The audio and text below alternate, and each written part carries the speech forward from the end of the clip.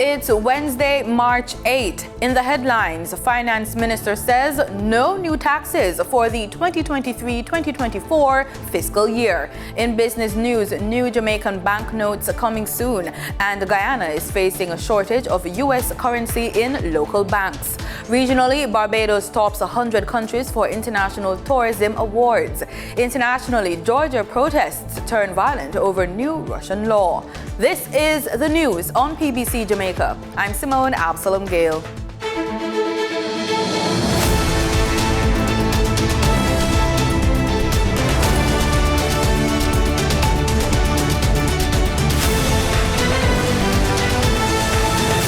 No new taxes for the new financial year. So says Minister of Finance and the Public Service, Dr. Nigel Clark. Dr. Clark, who opened the budget debate in the House of Representatives on Wednesday, noted that for an 8th straight year, the government will not introduce any new net taxes. Madam Speaker, it is the 8th consecutive budget where we have had no new net taxes. Madam Speaker, this is all under the Andrew Holness administration. Lest anybody, Madam Speaker, mistake that. Madam Speaker, we have done so because we are committed to not only preserving our economic recovery, but to increase in it, and more importantly, to share the gain with the people of Jamaica.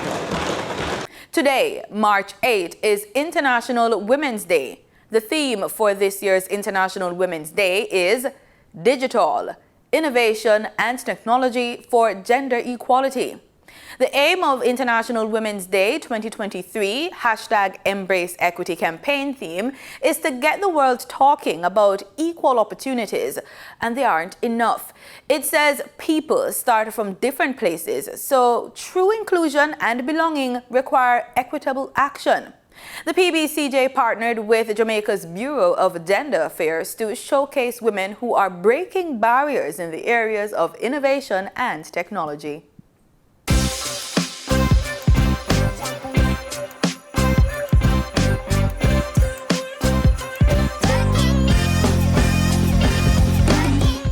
Happy International Women's Day, especially to all the women working in the areas of science, technology, engineering, and mathematics, STEM.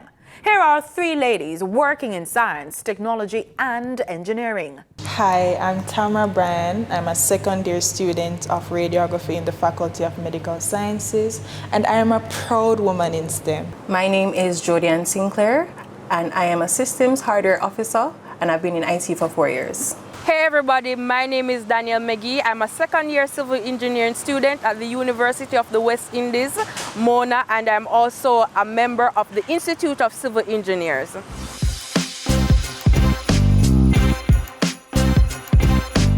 I did not originally choose to come into radiography, but at the time when I was doing my research and I needed second options, I realized that this field aligns very much with my interests. I love physics, I love biology, I love all things science, always been that way. So when I was doing my research and I found that, that radiography really does have a lot of those things, and I realized that this is something that I can do.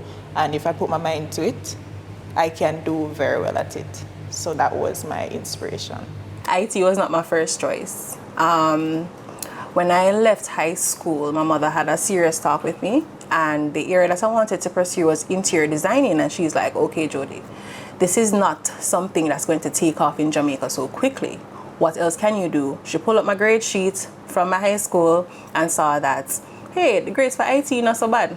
And so she spoke with me and she convinced me to start a degree in IT at the Excelsior Community College. The person who inspired me to become a civil engineer was my dad. The first book he bought me was The Evolution of Architecture.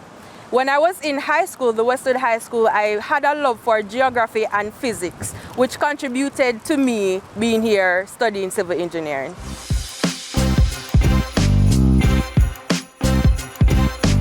I'm privileged to be in a profession where women are showing up and showing out, and for the most part, the men like having us around.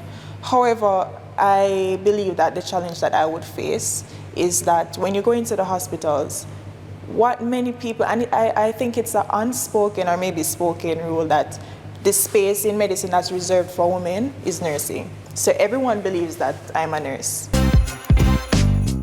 Over the years, I think we've made significant progress in terms of having more women in STEM. I believe that we've now realized that women have been bringing a unique sort of creativity. Even our emotions that we're so criticized for, they work in our favor a lot of times. We bring a compassion, we bring intuition, we bring so much to STEM, and I believe that over the years, as I said, we have become more accepting of that, and so we've come a long way. Time now for our honoree in the area of mathematics. In Jamaica, there's been long-standing issues of poor mathematics performance at the primary and secondary level, and the Education Ministry has confirmed that a number of teachers in the critical subject area of math are taking up jobs overseas. But CEO of Mathematics, Amoy Page, has a passion for the subject, and she's passing on her knowledge. Just be kind and gentle to math, and you'll realize that it starts to look different. When you look at it through a different lens, I promise you, you'll realize that it's easy. It's actually easy. And what I do for classes, it's not just teaching you on a Saturday. It is during the week, I'll send you a worksheet. I'd be just researching something, see a past paper, and I say, okay, we did this today, you guys did this, I want to see your answer. It is, I also do assessments, so I'd come to class today, okay guys, you're getting a pop quiz. It is all of those, and I also give parents reports, so they can actually see the child's progress. So my real test, I would say, came in 2022, when persons now started to do both paper 1 and paper 2. Majority of my students pass. I got an 87% pass. Still on our focus on International Women's Day, the PBCJ news team took to the streets of Jamaica to get the views of Jamaicans on the status of the modern-day Jamaican woman.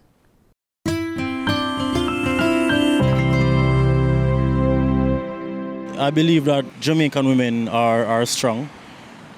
Because they have this inner strength to fight and to endure hardship, and just being in Jamaica in itself, know the history that we're coming from, slavery, even through the hard times, in the 80s, the 90s, those are really rough times. In this culture, we have a lot of single mothers, and I'm from a single parent household, and I'm here representing because I came to the JSF. But however, though, I believe that women are strong, they endure, and they have this resilience to keep going no matter what. And no matter what hardship, they ensure that their children are fine, they ensure that the men are fine, they cook, they clean, and even sometimes when men fail in some areas, that's where the Jamaican woman comes in. There are many times when it's not supposed to be so, but women plays the role of a father. And I think that they should be, rewarded. And I think that I'm glad that there is a day specified to women in general to celebrate them. And I agree with it. It should continue. They are very strong and they are passionate in everything they do. And so we are the backbone for the men. And we are both men and women sometimes. So Jamaican woman is one of the best in the world. I'd just like to say Happy International Women's Day to all women out there. I'm very proud to see the strides that we have made over the years. And growing up in a male-dominant, basically country over the years, you've seen the strides and steps taken by female nurses, teachers, even doctors and lawyers and other particulars. They have taken over to an aspect where you can actually look up to them and say, well, this is the future, people. Both men and women will strive and push, but women are definitely at the forefront. I welcome National Women's Day, and of a fact, I am very proud of the women of today. Back then, men was the forefront, but if you look on today's version, women actually is the leading cause of whatever is going on. Women is father, women is mother, women nowadays is the head of any law firm, any company, big position, big up to women. And women on a roll, women are even preachers of the gospel. So I can say for myself, as I said back then, women were put down, then couldn't speak. And women in every category, you can find women who heads the list. And at the university level, women, the girls, let me tell you something. When I see the girls graduating, sometimes I don't know them, but I have to kiss them in the picture. Mark you, not that the boys are not doing well, but women on a whole. Women is in parliament, name it. I can't. There's nothing else to say about women. So all I can say, good luck and keep pressing on. Well, you know, a woman is very important to the household of the world. I'm a man, and why I'm saying this, we are good, but you see the woman now, I tell you the truth, I sent out something to Israel the other day on the behalf of women. My name is Michael and Kruma, I'm a singer. And telling them that girls love roses and women love roses, but that's not really the topic. It is this. A woman work, it may seem like it's not harder than the man work, but I tell you, why? How man have it hard? Because she have to clean up the house, she have to feed the picnic them, she have to make sure say them run on to school. And this is not just in Jamaica. So pay the woman them more. I support that. Give them a little more than the man. Yeah, because when the man broke, you know, look here, we're not be truthful. When we give our money, yes, and we run things, but there are many times we don't know what to save. We drop our faces, the woman, same one, have to go in a little purse or a handbag. She make sure we have a breakfast, she keep it clean. Come on, pay the woman more. I support that. All right, and you all have a good day. And you all women out there, my mother in New York City, I send her this kiss pansy dance. We are strong women, powerful. I'm telling you, if we come together, we are powerful women, strong, because most of our children today is at home where just mother is being mother and father. We know that's so true. We testify that we are mothers, because I'm one, and father at the same time. And our kids, most of them come out good. And we're saying to all the women who has to be mother and father, power to you. Time now for the business report. Maya Chung is filling in for Denita Rodney.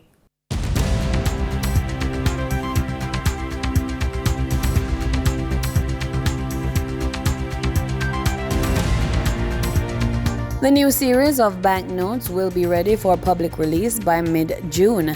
The update was provided by Finance and the Public Service Minister Dr. Nigel Clark on Tuesday as he opened the 2023-2024 budget debate in the House of Representatives. The timeline for the issuance of the new notes into circulation requires the banks to complete the adaptation of their automated banking machines and other equipment. The process is advanced. We expect testing in May with a view of full implementation by June of 2023. And BOJ will develop the appropriate public relations and communications campaign. Dr. Clark, in his opening statement, reiterated the reasons for the upgrade. The reasons were, material technology allows us to produce banknotes of greater durability, and that reduces the frequency of replacement, which lowers the cost. There are new technologies for the visually impaired, and as one member of the visually impaired community at the launch said with glee that visually impaired people with these notes can run their own businesses now without anybody helping them because of how prominent the features are.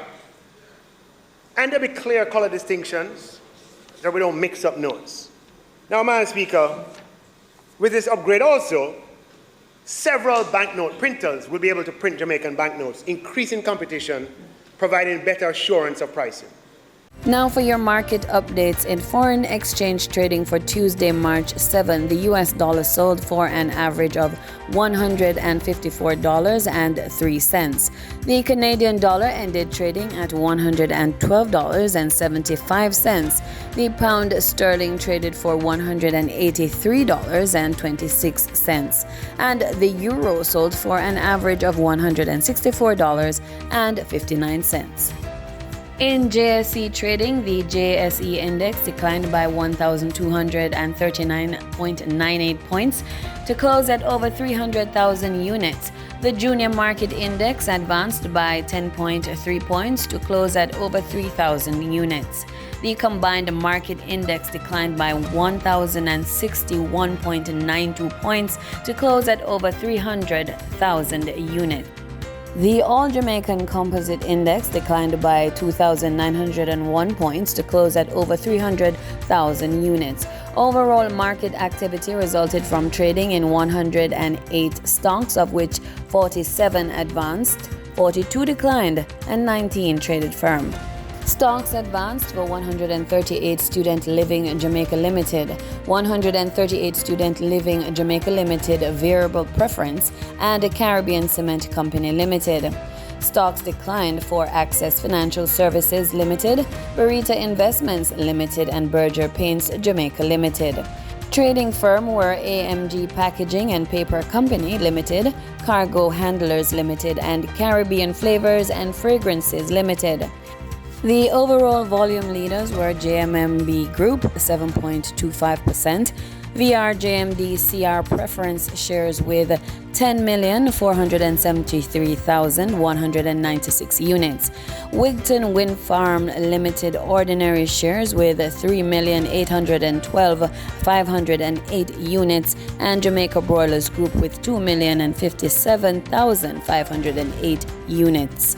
In regional stocks in Trinidad and Tobago, Calypso Macro Index Fund was the only active security posting a volume of 650 shares. On the Barbados Stock Exchange, Government of Barbados Bond Series B was the sole security trading by 4,935 shares. In regional business, Guyana is currently facing a shortage of U.S. currency in local banks, an issue Vice President Bharat Jagdeo sought to comment on. We have more in this report. The central bank has a role of promoting price stability. It has a role of controlling the money supply. It has to ensure that the money supply, along with the fiscal policy.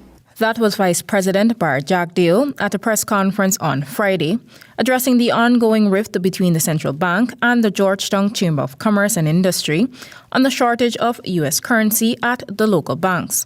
According to the Vice President, manufacturers and exporters do not want the exchange rate to appreciate, which can result in the death of the export industry.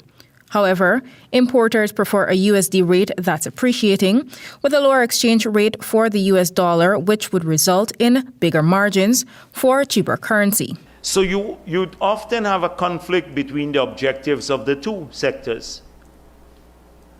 But the government has to ensure that aggregate demand and aggregate supply in the markets, that they tend to reach some equilibrium. Jagdeo believes that government now has to work at promoting greater exchanges.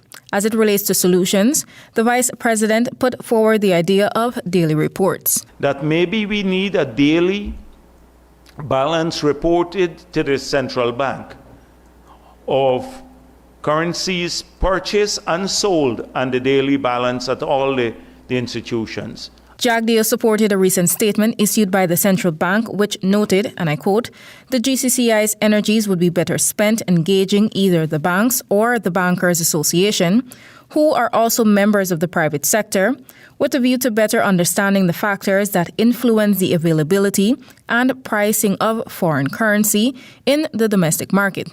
Unquote. The Georgetown Chamber of Commerce and Industry had proffered that the Bank of Ghana has failed to intervene in the ongoing foreign currency shortage issue, despite the private sector complaining of a lack of US dollars since 2019. Renata Burnett reporting for the HGP Nightly News. In market data for oil prices steadied after earlier losses on Wednesday, driven by fears that more aggressive U.S. interest rate hikes would hit demand, while the market awaited further clarity on inventories. Brent crude futures climbed by 11 cents to $83.40 per barrel, while West Texas Intermediate crude futures eased 9 cents to $77.49 a barrel. That was the business report on PBCJ. I am Maya Chung. In regional news, CARICOM countries are taking a stronger stance when it comes to trying to slow down the flow of guns from the United States in the region, and Foreign Affairs Minister Fred Mitchell says the Bahamas may be taking an even stronger stance soon. More from our news. The Trinidad government, under the auspices of CARICOM, will be hosting a summit of all the leaders of the Caribbean again to try and bring some more pressure to bear on the Americans about these guns and how these guns are here. We are considering joining a case against gun manufacturers in the United States because of the looseness with which guns are now being exported out of the U.S. so easily. The Foreign Affairs Minister tells us it's not only about the guns themselves, but the moral implications that gun violence can spread in a community. Mitchell, who also serves as the Member of Parliament for Fox Hill, used some of his own constituents as an example of the emotional aftermath violence can leave behind. This is like an avalanche of bloodshed and horror, and it's because these weapons are getting into people's hands. And of course the moral fiber of the society is under a lot of strain. People's lives don't mean anything. These people don't have a sense of what is painful to other people. Last night I spoke to 4 women whose sons had all been murdered within the last 10 years. I mean, you imagine that. Barbados has won the Green Destinations Story Award for Environment and Climate at ITB Berlin Tourism Trade Show, one of the world's largest tourism trade shows.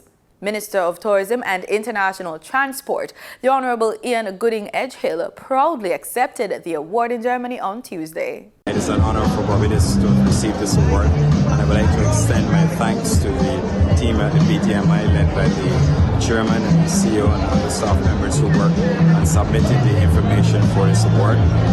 Having to come out of the field of over 100 nominees, I think is an exceptional and credible performance on behalf of Barbados. As you're well aware, our Prime Minister, the Honorable Mayor Morley, has been a trailblazer on the international scene, advocating in particular for small island developing states to ensure that we not only build resilience, but also stressing the awareness and the impact that climate change has on Barbados. Our energy policy, which set out in an agenda, has resulted in us electrifying the transport board buses.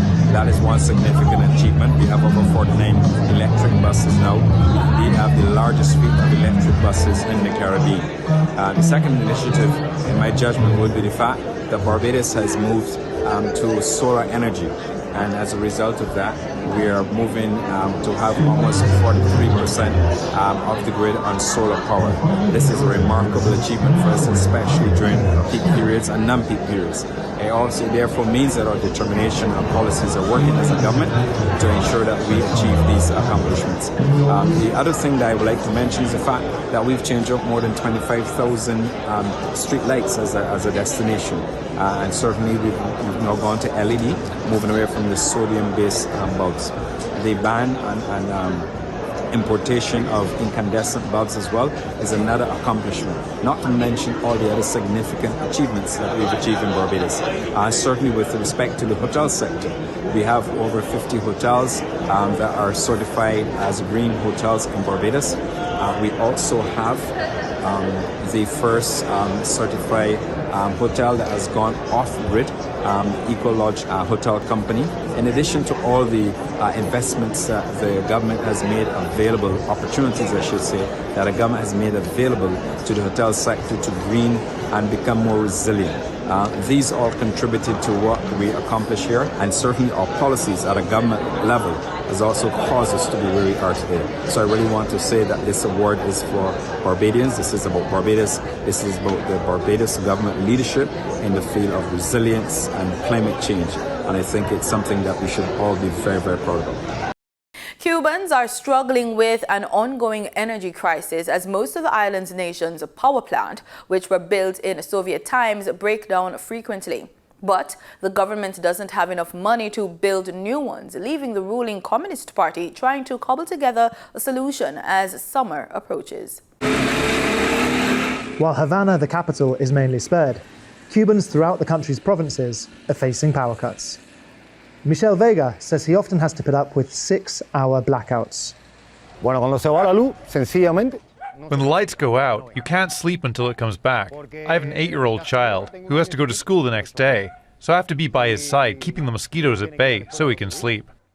It's an issue for the workforce too. In the all-important agriculture sector, production relies on power. We can't crush sugarcane because we need electricity, and so if there's no electricity, we can't mill. The cane rots, you can't work, you can't earn money. Experts say it's a problem that's been brewing for years. Cuba's electric grid is old. It's more than 35 to 40 years that's been operating. So it's old, it's tired, it's inefficient, it's obsolete. The system of the 8 thermoelectric power plants and 20 units, right now, for example, only about 40% are working and operating. The island needs to update its rickety infrastructure, but it doesn't have the money. Cuba's energy crisis stems from its deep economic crisis. An inefficient planned economy and fallout from the pandemic are key factors. But economists say US sanctions make a bad situation worse, starving the country of billions of dollars in revenue. Now that's less money to import fuel, to build new power plants, and to invest in renewables. The Communist Party wants to avoid a repeat of the summer 2021 protests, when tens of thousands hit the streets across the island. Those protests started after a 12-hour power cut in a small westerly town. And then last August, lightning struck the country's main fuel depot, causing an inferno and widespread blackouts. By last October, the average Cuban household was going 10 hours a day without electricity. Since then, Cuba has leased more floating power stations from Turkey. An expensive band-aid solution, analysts say, but one that pumps more megawatts into the system in the short term. And Russia is sending more petroleum to Cuba to make up for Ukraine-related sanctions imposed by the US and Europe. In international news, protests in Georgia turned violent on Tuesday as thousands took to the streets to demonstrate against new foreign agents law that they say will make them part of Russia again and limit their freedom. This is Russia's play, and Putin is facing damage in Ukraine, and they want to gain something here. So we are here to protect our country because we don't want to be part of Russia again.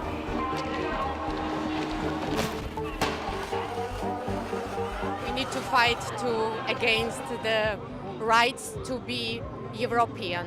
So here am I, because for my child's future, I prefer to be a part of the European society.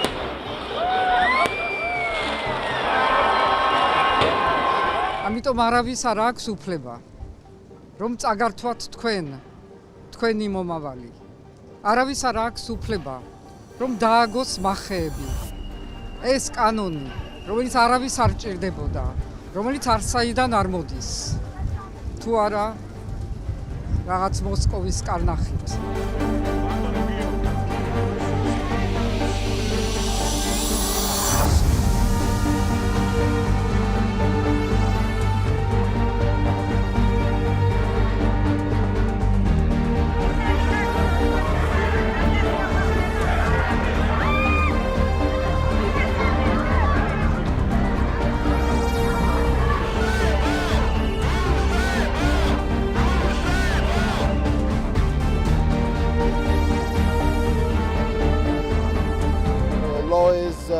Russian, as we all know, it has been implemented in Russia, it has been implemented in Belarus, and we don't want to be part of ex-Soviet Union. We want to be part of European Union. We want to. That's the news on PBCJ. I'm Simone Absalom Gill. Thank you so much for watching.